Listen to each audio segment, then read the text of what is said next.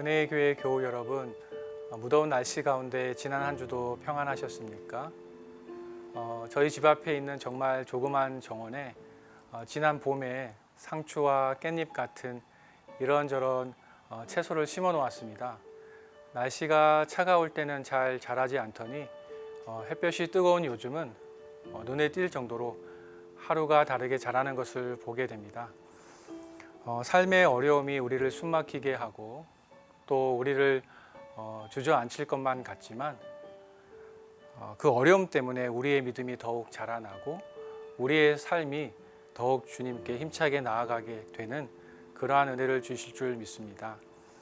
코로나로 인해 힘든 이 시기가 우리에게 어려움으로 남는 것이 아니라 이 시간을 우리의 믿음이 자라는 그러한 기회로 선용하는 우리 모두가 되기를 소원합니다. 이 시간 잠시 기도하겠습니다. 하나님 아버지, 오늘 이 시간도 하나님 아버지 앞에 나와왔습니다. 이 시간 하나님을 참으로 아는 지식으로 저희들을 채워주시옵소서. 하나님의 깊은 사랑을 더욱 깊이 경험하는 이 시간이 되게 하여 주시옵소서. 또한 아버지 하나님, 저희 모두의 마음에 있는 마음의 소원 또한 주님께서 들어주시고 하나님의 그 크신 은혜와 사랑으로 저희들의 영혼과 삶을 가득 채워 주시옵소서. 예수님의 이름으로 기도드립니다. 아멘. 지난주의 예배자는 예수님을 바라보며 예배자의 길을 걷는 사람이라는 것을 함께 살펴보았습니다. 구원의 감격으로 예배자로서의 첫 발을 내딛는 예배자는 성막문을 바라보며 하나님께 나아옵니다. 우리의 구원의 문이 되시는, 하나님을 만나는 예배의 문이 되시는 주 예수 그리스도를 바라보며 예배의 자리로 나오는 것이죠. 예배자로서 주 예수 그리스도를 바라보며 걷는다는 것은 위를 바라보며 천국을 바라보며 이 땅에서 살아간다는 것을 의미합니다. 위에 계신 주님을 바라보면서 위에 계신 주님을 만나 뵐 준비를 하면서 이 땅에서의 삶을 살아가는 것이죠. 이런 사람은 위에 계신 주님께 가지고 갈 수 없는, 다른 말로 주님께서 우리에게 주신 것을 이 땅에만 묻어두는 삶을 결코 살지 않습니다. 예배자는 자신에게 주신 이 땅에서의 하루하루를 주님께 가지고 와서 주님께 드릴 구별된 삶으로 살아가는 것입니다. 학생들은 학교에서, 또 주부는 가정에서, 직장인은 직장에서 에베소서 5장 10절의 말씀처럼 어떻게 하면 하나님을 기쁘게 해드릴 수 있을지 숙고하면서 주어진 삶을 낭비하지 않고 순간순간의 삶을 소중하게 여기며 성실하게 살아가는 것입니다. 이렇게 예배자로 살며 예배자의 길을 걸어서 하나님께 나아가는 예배자가 성막문에 들어설 때 마주하게 되는 것이 있습니다. 그것은 바로 번제단입니다. 출애굽기 38장 1절에서 7절 말씀을 제가 봉독하도록 하겠습니다. 출애굽기 38장 1절에서 7절 말씀입니다.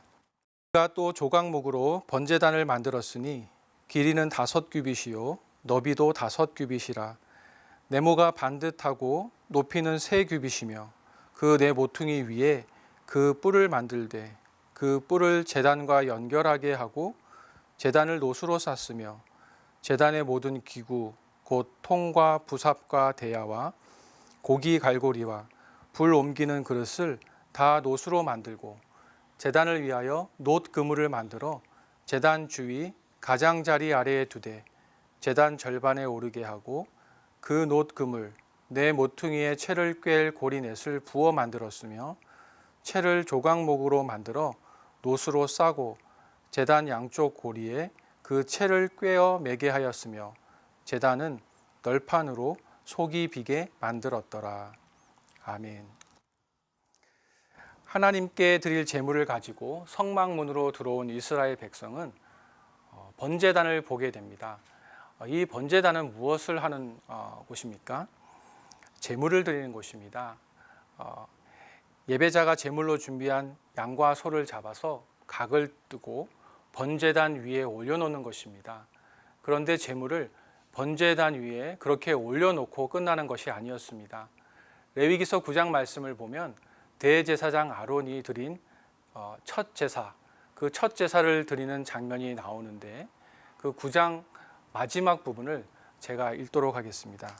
레위기서 9장 22절에서 24절 말씀입니다. 아론이 백성을 향하여 손을 들어 축복함으로 속죄제와 번제와 화목제를 마치고 내려오니라. 모세와 아론이 회막에 들어갔다가 나와서 백성에게 축복하매 여호와의 영광이 온 백성에게 나타나며 불이 여호와 앞에서 나와 제단 위에 번제물과 기름을 사른지라. 온 백성이 이를 보고 소리 지르며 엎드렸더라. 아멘. 번제단에 드려진 제물 위에 하나님 앞에서 나온 불이 임하였고 아론이 드린 제물은 통째로 불에 불살라졌습니다. 이때 제물을 태우신 불은 죄에 대해 진노하시는 하나님의 불이었습니다. 제단이 노수로 쌓여지고 또 제단의 모든 기구들이 노수로 만들어진 이유는 번제물이 불에 태워지기 때문에, 번제단 위에서 불에 태워지기 때문에 그 뜨거운 열에 견딜 수 있어야 했기 때문입니다. 민수기서 16장 말씀을 보면 고라와 다단과 아비람과 그리고 온과 함께 당을 짓고 모세와 아론을 거스른 250명의 사람들이 나옵니다. 하나님께서는 이들에게 진노하시고 이들을 심판하시는 불로 소멸하셨습니다. 그런데 하나님께로부터 나온 심판의 불이 이들 250명은 소멸하였는데 그들이 들고 있었던 놋 향로는 소멸되지 않았습니다. 하나님의 심판의 불을 견딜 수 있는 힘이 있었던 이 놋을 가지고 제단이 입혀졌던 것입니다. 제물은 죽임을 당하고 뜨거운 심판의 불에 불살라지는 번제단에서 이스라엘 백성들은 대제사장에 의해서 축복을 받았습니다. 제물이 백성의 죄를 대신해서 담당하므로 백성들은 죄 사함을 받고 하나님과 화목할 수 있기 때문이었습니다. 번제단에서 완전히 대조되는 일이 제물과 예배자의 사이에 일어나고 있는 것입니다. 번제단에서 제물로 드리는 가축을 잡는 것과 도살장에서 가축을 도살하는 것은 비슷합니다. 아니, 한 가지만 빼면 똑같다고 말할 수 있습니다. 가축을 도살하는 것과 가축을 제물로 드리는 것에 결정적인 차이를 만드는 것은 그 제물을 드리는 예배자가 그 제물을 잡기 전에 안수를 하는 것이었습니다. 레위기서 1장 4절 말씀을 보면 하나님께서는 번제를 드릴 때 그 번제를 드리는 예배자가 그가 드릴 번제물에 안수를 하라고 말씀하셨습니다. 그리고 화목제를 드릴 때도 레위기서 3장 2절 말씀에 보면 그 화목 제물에도 안수를 하라고 말씀하셨습니다. 그리고 레위기서 4장 4절 말씀을 보면 속죄제를 드릴 때도 동일하게 안수를 했습니다. 예배자가 제물을 번제단에 드리기 전에 먼저 제물에 안수를 하고 제물을 잡은 것이었습니다. 그렇다면 하나님께서는 왜 그 예배자로 하여금 그 제물에 안수를 하라고 말씀하셨을까요? 예배자가 그 제물로 드리는 그 제물에 안수하는 그 행위는 어떤 의미가 있었을까요? 그것은 바로 죄를 전가하는 것이었습니다. 제물을 드리는 자가 자신이 드리는 제물, 이제 곧 자신의 죄를 위해 죽임을 당할 제물에 안수하는 이유는 바로 제물을 드리는 그 자신의 죄를 자신을 위해 죽임을 당하는 그 제물에 전가하는 의미가 있었던 것입니다. 예배자가 안수할 때 안수하는 그 예배자의 죄가 곧 그를 위해 제물이 되는 그 제물에게 전가가 되는 것입니다. 이스라엘 백성이 양과 소와 같은 가축을 제물로 드리는 이유는 그 제물이 innocent, 죄가 없었기 때문이었습니다. 이스라엘 백성은 예배 드릴 때 자신이 가져온 그 죄가 없는 제물에 안수를 했고, 그리고 안수한 후에 그 제물을 번제단 위에서 불사르기 위해서 그 안수한 예배자가 그 제물을 직접 잡았습니다. 죽임을 당하고 번제단에 올려진 제물은 하늘에서 내려온 불에 의해 태워졌습니다. 지금 일어나고 있는 이 상황, 이 번제단에서 일어나고 있는 이 상황을 어떻게 설명을 해야 할까요? 지금 예배자의 손에 의해서 제물은 죽임을 당했습니다.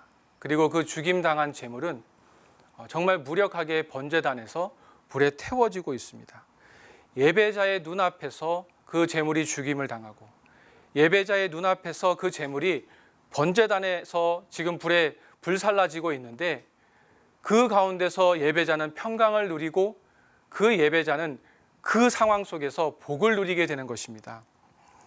자신을 대신해서 그 제물이 죄값을 대신 받았기에 죄는 그가 지었음에도 마치 죄인이 법정에서 무죄를 선고받고 풀려나듯이 그 제물을 드린 예배자는 그 번제단에서 안도하게 되는 것입니다.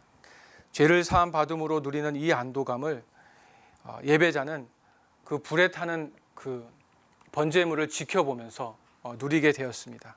그리고 그 시간, 그 제물이 자신의 죄를 대신하여 그 번제단에 올려지고 불에 탐으로 그 예배자는 하나님과 reconcile 되는, 하나님과 회복되는 그 복을 누리게 되었던 것입니다. 그리고 하나님과 화목하게 될 뿐만 아니라 하나님과 더 깊고 친밀한 가운데서 교제하는 그 자리로 들어가게 되는 것입니다. 이러한 놀라운 일이 바로 번제단에서 일어났습니다. 이스라엘 백성이 제물로 끌고 온 양은 바로 우리 주 예수 그리스도를 상징합니다. 예수님께서 이 땅에 오셨을 때 그 예수님께서 오신 그 주님의 길을 예비했던 세례 요한이 이에 대해서 분명하게 우리에게 증언하고 있지 않습니까? 세례 요한은 그에게 나아오는 예수님을 바라보면서 보라, 세상 죄를 지고 가는 하나님의 어린 양이로다라고 말씀합니다. 만왕의 왕이신 예수님께서 죄 없는 사람이 되셔서 이 땅에 오신 것은 바로 우리를 위한 하나님의 어린 양이 되셔서 십자가에서 제물이 되시기 위함이었습니다. 인자가 온 것은 섬김을 받으려 함이 아니라 도리어 섬기려 하고 자기의 목숨을 많은 사람의 대속물로 주려 함이니라라고 주님은 말씀하셨습니다. 히브리서 기자는 우리의 대제사장 되시는 예수님께서 예수님의 몸을 우리 죄를 위하여 단번에 영원한 제사로 드리심으로 우리에게 거룩함을 주셨다고 말씀하십니다. 이 거룩함을 입고 하나님께 가까이 나아가는 것입니다. 우리의 그 어떤 공로나 우리의 그 어떤 의를 가지고 그 누더기 같은 우리의 의를 가지고 하나님의 존전 앞에 나아가는 것이 아니라 우리의 모든 죄를 담당하시고 주님의 그 의의 옷을 우리에게 입혀주신 그 주님의 의를 입고 하나님의 깊은 임재하심 가운데 들어가서 하나님을 예배하는 것입니다. 예수님은 십자가에서 우리의 죄에 대해서 진노하시는 그 하나님의 모든 진노의 불을 친히 담당하셨습니다. 그리고 우리의 죄에 대해서 진노하시는 그 모든 하나님의 진노를 친히 식혀주신 것입니다. 하나님의 그 진노를 주님께서 십자가에서 우리를 위해서 식혀드리신 것이었습니다. 이스라엘의 예배자가 그 번제단 아래에서 죄사함의 은총과 평강을 누렸던 것처럼 우리는 오늘 우리 앞에 우뚝 서 있는 그 십자가의 그늘 아래에서 죄사함의 은총과 하늘의 평강을 누리는 것입니다. 십자가 그 그늘 아래 내 소망이 있네.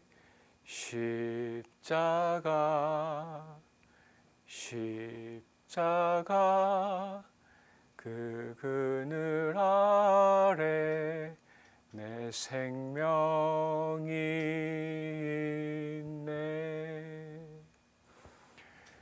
교우님들은 어떠십니까? 저에게는 그 주님의 십자가로부터 그 주님의 십자가의 그늘 아래로부터 1cm도 벗어날 수 있는 그런 담력이 없습니다. 번제단에서 불타는 제물을 눈으로 바라보며 그 재물을 맹렬하게 태우는 그 불의 그 뜨거움을 피부로 느끼며 이스라엘의 예배자는 자신의 죄에 대해서 하나님께서 얼마나 크고 얼마나 무섭게 진노하시는지 두 눈으로 똑똑히 볼 수 있었고 피부로 느낄 수 있었습니다. 예배 시간에 제물이 되어서 자신 때문에 무력하게 죽임을 당하고 자신의 죄 때문에 번제단에서 태워지고 있는 그 양을 바라보는 이스라엘의 예배자의 마음은 어떠했겠습니까?